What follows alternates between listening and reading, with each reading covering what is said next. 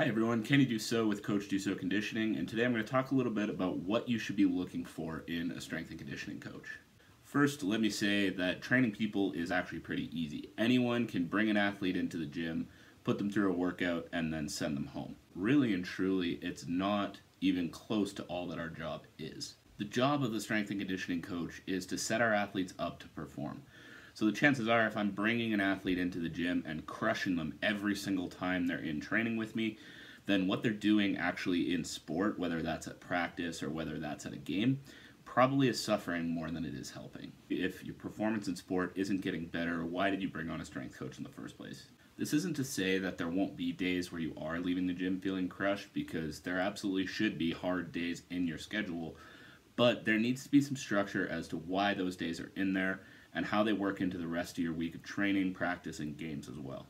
So the first thing you should be looking for with your strength and conditioning coach is that they're taking your individual needs as an athlete into account. The first step for this is that they're taking your schedule into account. The training program in the gym should be structured around what the rest of the athlete's week looks like. As the strength and conditioning coach, it's our job to complement what the athlete does in the rest of their week, not take over the week and take away from what they're doing when they're actually performing in sport. One of the biggest things you should be looking for as an athlete with any coach you work with is their ability to communicate. Because in my role as a strength coach, I can definitely do my best and try to figure out where performance gaps lie for any individual athlete, but the only way I'm going to know for sure is by communicating with them, talking to them, asking them questions, and then building the program based off of what I see, but also what they're telling me too. I always believe that we get the best results when we work together.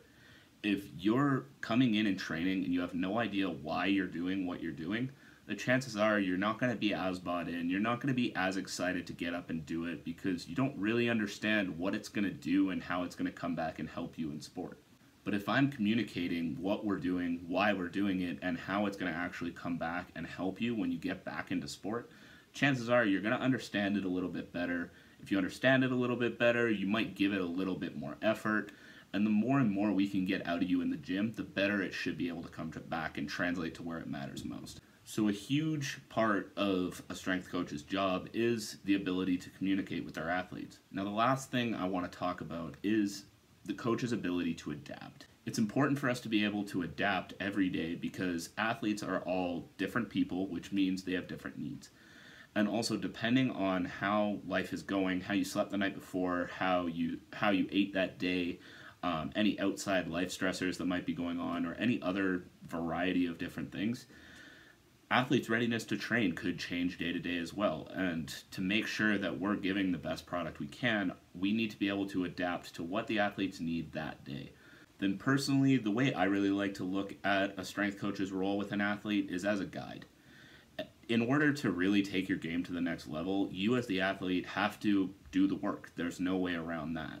But my role is to provide the tools, provide the programming, provide the guidance in the gym to make sure that everything you're doing with me and everything you're doing through your week is a step forward and a step towards the next level instead of a step back. There's so much training knowledge out there, so many different methods, so many different things you can spend your time doing in the gym, that instead of taking that much time to try to figure all that stuff out on your own, you hire a strength coach to go through that stuff for you and to develop programs that are built around what you need and are going to put the best athlete possible back in competition. So to sum all that up, what you should be looking for when you're hiring a strength coach is someone that's going to take your individual needs into account, someone that's going to communicate with you to always be trying to improve the product they're providing, and someone who's able to adapt to whatever situation is put in front of them. If you made it this far, thank you again for tuning in, and we'll see you next time.